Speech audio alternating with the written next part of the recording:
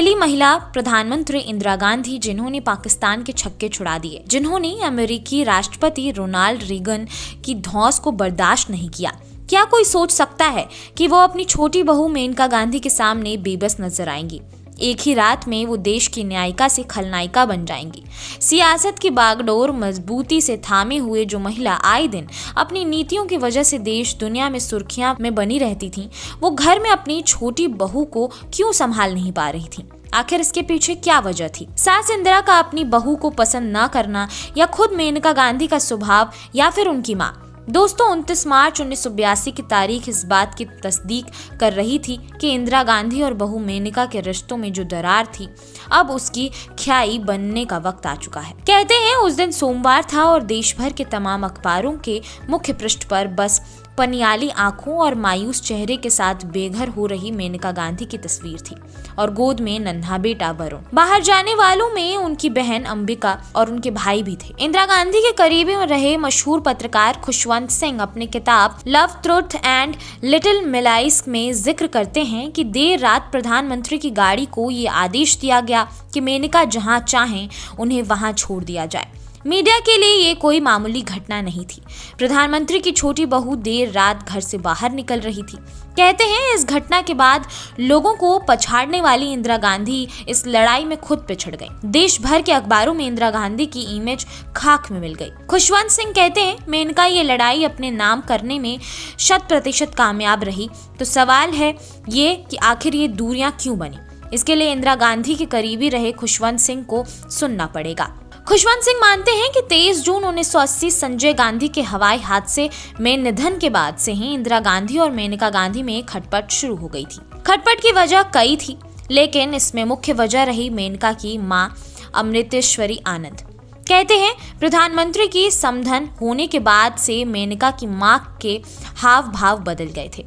वो घमंडी हो चुकी थी और सत्ता का स्वाद उन्हें भी लग चुका था। कहते हैं जब उनके दामाद संजय गांधी का निधन हुआ तो अपनी बेटी अंबिका के साथ अमृतेश्वरी लंदन में छुट्टियां मना रही थी, लेकिन जैसे ही ये दुखद खबर उन तक पहुंची वो आनन फानन में भारत लौटी। कहते हैं उनकी राजनीति पर पकड़ का अंदाजा आप इस बात से लगा सकते हैं कि ब्रिटेन में बाद में सांसद बने भारतीय कारोबारी स्वराज पाल ने उनके भारत लौटने के लिए एयर इंडिया का विमान किराए पर ले चुके थे, जो कुछ देर के लिए रोम में भी उतरा, जहाँ राजीव गांधी और उनकी पत्नी सोनिया भी सवार हुए। इसके अलावा उन दिनों राजधानी दिल्ली में एक चर्चा आम थी कि संजय के ड्रीम प्रोजेक्ट मारुति उद्योग पर मेनका की मां अमृतेश्वरी कब्जे की कोशिश कर रही हैं। इस बात की भनक इंदिरा गांधी को कानों में भी पड़ी। कहते हैं यही से मेनका की मां के साथ इंदिरा के रिश्ते तल्ख होते चले गए, जिसका असर इंदिरा और मेनका के रिश्ते पर भी पड़ा। कहते हैं रिश्तों पर जमी बर्फे पिघलाने के लिए दोस्त मेनका को सुझाव भी देते थे, लेकिन मेनका का दो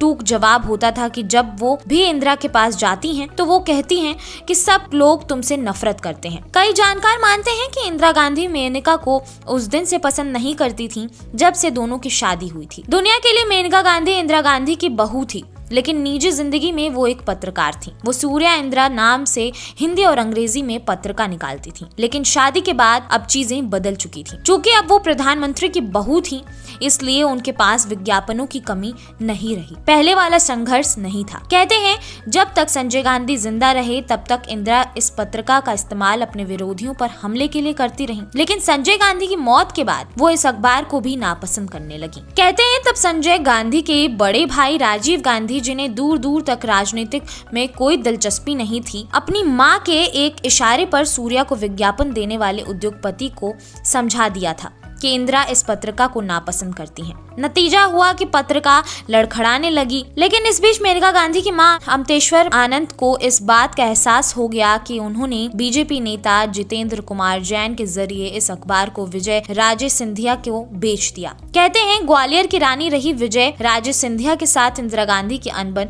विख्यात थे।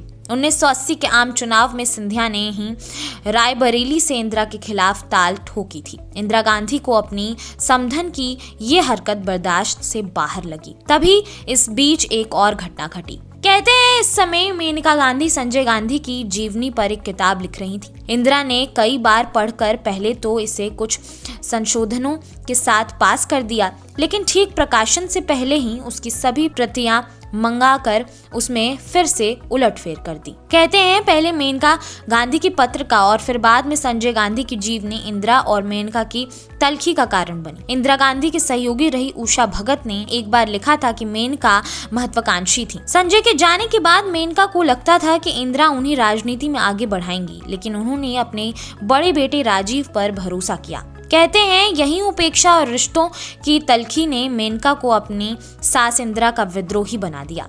राजीव गांधी ने राजनीति में आने के बाद संजय के करीबियों, जो मेनका के भी करीबी थे, किनारे लगना शुरू हो गए। लेकिन इसके बाद भी संजय के सहयोगी मेनका से जुड़े रहे और इन्हीं सहयोगियों के सतह मिलकर मेनका गांधी ने संजय विचार मंच बनाया। कहते हैं यही वो माध्यम बना जिसने मेनका गांधी की सभी राजनीतिक महत्वाकांक्षा पूरी की।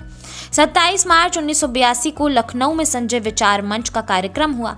खुशवंत सिंह कहते हैं जानबूझकर मेनका गांधी ने इस कार्यक्रम का समय ऐसा चुना जब इंदिरा लंदन गई थी। कहते हैं इस कार्यक्रम में मेनका ने जो कुछ बोला वो राजीव गांधी ने पूरा टेलीग्राम के जरिए इंदिरा को लंदन भेज दिया, जिसे सुनकर इंदिरा गुस्से से भरी अगले दिन भारत लौट आई। खुशवंत सिंह कहते हैं जब 28 मार्च 1982 को इंदिरा गांधी घर लौटी तो मेनका उन्हें नमस्ते करने गई। इस पर इंदिरा ने उनसे कुछ देर बाद बात करने की बात कही और कुछ देर ही बीते थे कि बाद में मेनका को बुलावा भेजा। बैठक में मेनका जैसे आई उस समय इंदिरा नंगे पैर थीं और उनके साथ उनके सहयोगी आर.के. धवन और धीरेन्द्र ब्रह्मचारी भी मौजूद थे। कहते हैं इसी समय इंदिरा ने मेनका को घर से निकलने के लिए कहा। मेनका ने उस समय इंदिरा को ये कहकर इनकार कर दिया कि वो संजय की पत्नी हैं और घर छोड़कर नहीं जाएंगी। मेनका ने अपनी बहन अंबिका को भी इसी बीच बुला लिया था। कहते हैं घर छोड़ने को लेकर इंदिरा की दोनों बहनों के साथ खूब बहस हुई। इंदिरा ने मेनका से कहा कि वो घर छोड़ने को नहीं कह रही हैं।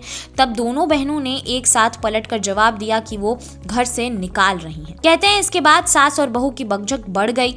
इस समय ऐसा लग रहा था जैसे अपने ही घर में भारत की शक्तिशाली प्रधानमंत्री बेबस हो गई हैं। खुशवंत सिंह लिखते हैं तब मेनका को बाहर निकालने के लिए उनके कमरे में आर.के. धवन के जरिए संदेश भेजा गया और इसी बीच मेनका के कमरे में दाखिल हुए धवन को मेनका के कुत्ते ने काट लिया। धवन कमरे में थे, बाहर से खाना मंगाकर खा रही थी। तभी धवन उन्हें घर छोड़ने को कहते हैं। तभी मेनका गांधी उनके सामने अपने कुत्ते के लिए खाने की मांग रख देती हैं। खाना मंगाया जाता है। कुछ देर बाद दोनों बहनें अपना सामान बांधने में लग जाती हैं। तब इंदिरा गांधी वहां अपने सहयोगी के साथ पहुंची और सामान की तलाशी के आदेश देने लगी। तब दोनों बहनें खुले में तलाशी देने को तैयार हुई ताकि बाहर खड़े प्रेस के कैमरे इस दृश्य को कैद कर सके। कहते हैं इंदिरा गांधी के काबू से मामला बाहर हो गया तो उन्होंने राजीव गांधी और अरुण नेहरू से सुरक्षा अधिकारी एन.के. सिंह से दोनों बहनों को बाहर निकालने का फरमान सुनाया। एन.के. सिंह ने इंदिरा गांधी का ये आदेश लिखित में मांग लिया। कहते हैं इसके बाद दोनों को अपना इरादा बदलना पड़ा, लेकिन कैसे भी करके मेनका और अंबिका को प्रधानमंत्री निवास छोड़ने के लिए मना लिया गया। कहते हैं इंदिरा बहू को जाने के लिए कह चुकी थी, लेकिन अपने बेटे की निशानी वरुण को छोड़ना नहीं चाहती थी। इसके लिए उन्होंने देर रात अपने सचिव पी.सी. अलेक्जेंडर को बुलाया, लेकिन कानून के जानकारों ने जब इंदिरा को कानून समझाया तब जाकर उन्होंने मेनका गांधी के साथ वरुण को जाने दिया। लेकिन इंदिरा ने हार नहीं मानी। वो उनकी कस्टडी के लिए मुकदमा लड़ती रही। जब तक राजीव गांधी रहे उसके बाद भी कुछ दिनों तक ये मुकदमा चला, लेकिन उसके बाद सब शांत हो गया। तो दोस्तों आज के लिए इतना ही, फिर लौटेंगे किसी और किस्से के साथ। तब तक के लिए दीजिए इजाजत।